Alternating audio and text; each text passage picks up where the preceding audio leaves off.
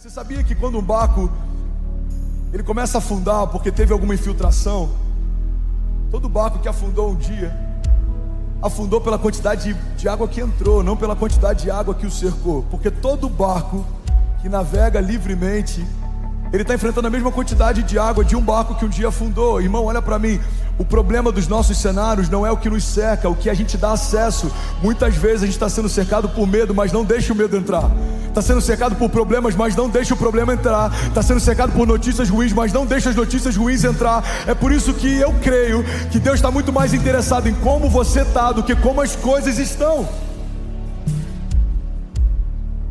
Bill Johnson diz que a fé não é a negligência dos problemas, mas negar aos problemas um lugar de influência na construção da sua história.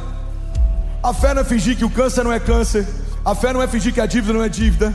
A fé não é fingir que o problema não é problema. A fé não dá para eles espaço e acesso naquilo que está construindo o seu destino. Irmão, levante suas mãos, declare com autoridade, diga: eu não vou dar acesso àquilo que não me dá destino.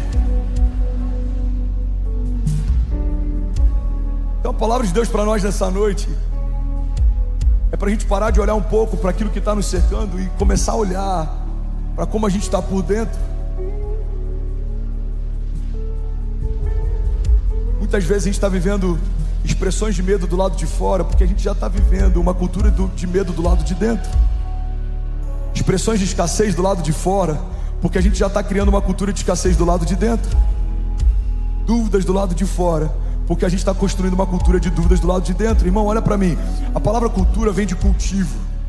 Nenhuma cultura se estabelece da noite para o dia. O Gustavo Paiva falou muito bem sobre isso hoje pela manhã. Segundo a ciência, toda cultura acontece a partir das nossas experiências. Então a minha experiência gera uma crença, a minha crença gera um modo operante. Esse modo operante, repetidas vezes, gera uma cultura.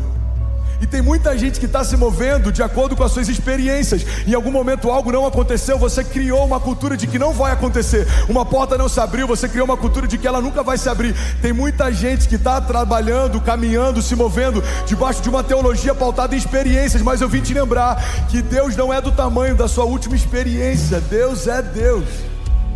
Está comigo ainda? Diga amém.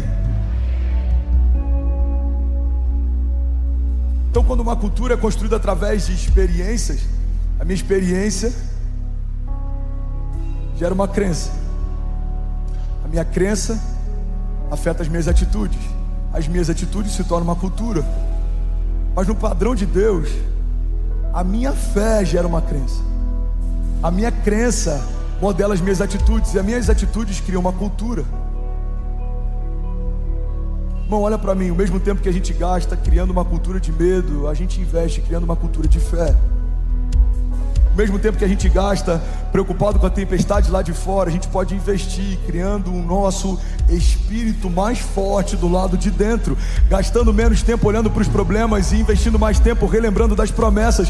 No meio da tempestade, no dia mau, o meu convite para você é: feche os seus olhos e traz à tua memória aquilo que te dá esperança. O Senhor é o meu refúgio e a minha fortaleza, socorro presente na hora da angústia.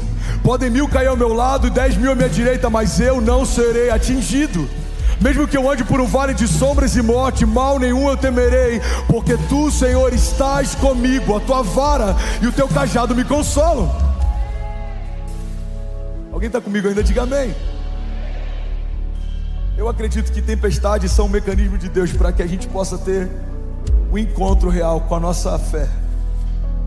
As tempestades são um momento perfeito para a gente perceber o quanto a gente confia. Queria compartilhar com vocês uma passagem, está lá em 2 Coríntios 4:15. Você está comigo ainda? Tem um incendiário aqui ainda.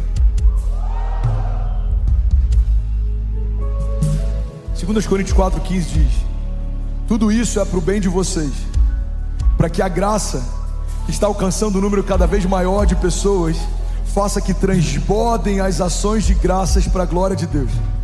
Por isso nós não desanimamos, embora exteriormente estejamos a nos desgastar, interiormente estamos sendo renovados dia após dia, pois os nossos sofrimentos leves e momentâneos estão produzindo para nós uma glória eterna que pesa mais do que todos eles.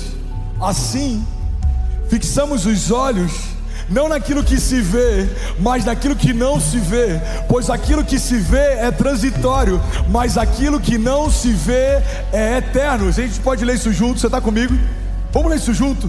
Eu quero que você leia como uma declaração de fé. Vamos lá, 1, 2, 3, assim. Fixamos os olhos, não naquilo que se vê, mas no que não se vê, pois o que se vê é transitório, mas o que não se vê é eterno. Alguém pode celebrar essa palavra?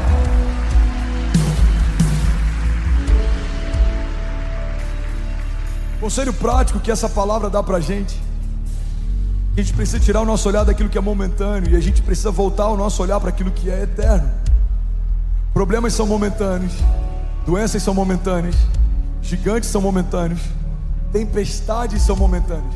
O mar não vai ficar revolto para sempre, mas as promessas que você carrega, elas são eternas. O mar se acalma e se agita, a promessa continua lá. O gigante se levanta e é derrubado, a promessa continua lá. Os seus inimigos zombam de você e reconhecem que Deus é Deus na sua vida, a promessa continua lá. Os dias são bons ou os dias são maus, a promessa continua lá. Irmão, olha para mim.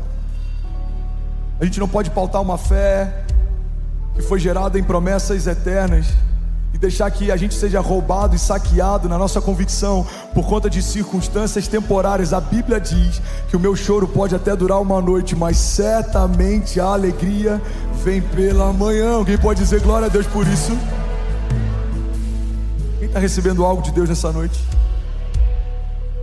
Você já pensou se a gente perdesse tudo aquilo que a gente reclama?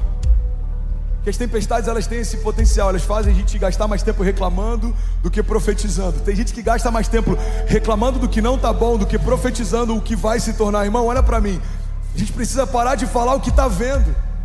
Falar o que está vendo, todo mundo fala. Agora profetizar o que quer ver, só quem carrega a voz profética pode. Quando Deus viu o mundo sem fome e vazia, a Bíblia diz: e criou Deus os céus e a terra. E a terra era sem fome e vazia, havia escuridão, o Espírito de Deus pairava sobre a face das águas. A Bíblia não diz que quando Deus viu a escuridão, Ele disse: uau, escuridão, e ficou mais escuro.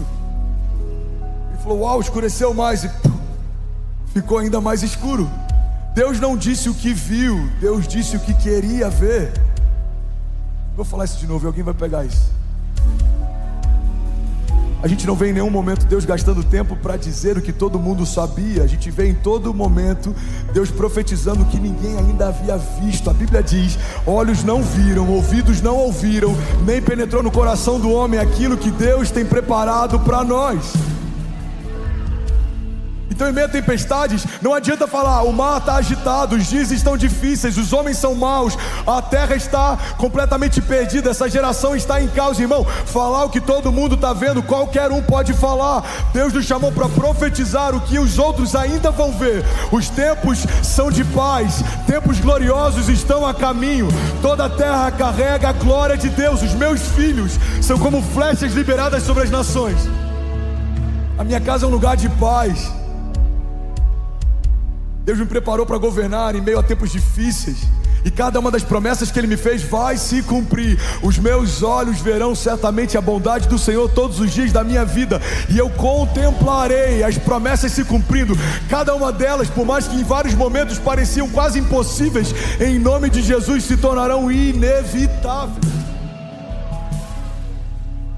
Aleluia. Se gastasse menos tempo reclamando e mais tempo profetizando, as coisas estariam diferentes do que estão. Você já pensou se você perdesse tudo aquilo que você reclama?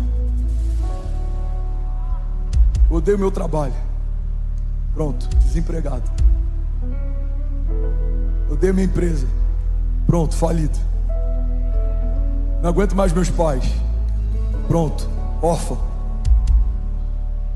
Eu não aguento mais a minha esposa, viúvo. Eu não aguento mais as tempestades. Pronto, nada mais vai te ativar, nenhum cenário vai mais te esticar, mas você tem a garantia de que você nunca mais vai viver novos níveis. Faz sentido para alguém? A verdade, irmão, é que tempestades são presentes de Deus para o nosso...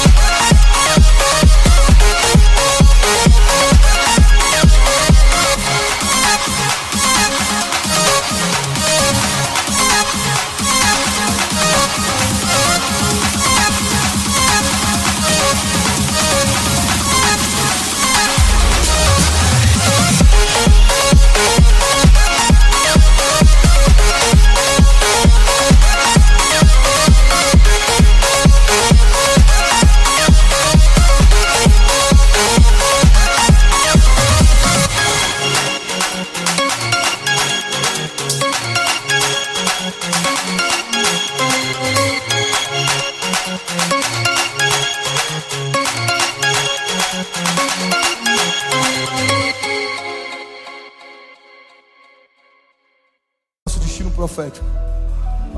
Cada nova tempestade nos dá um novo nível de fé, um novo nível de segurança em Deus, um novo nível de confiança em Deus, um novo nível de esperança em Deus. Eu lembro da última tempestade que eu venci e eu tenho mais certeza e convicção que eu vou vencer a próxima, e a próxima, e a próxima. E a verdade é que cada vez se tornam maiores, porque cada vez você se tornou maior. Irmão, guarda isso. Existem desafios que no passado ele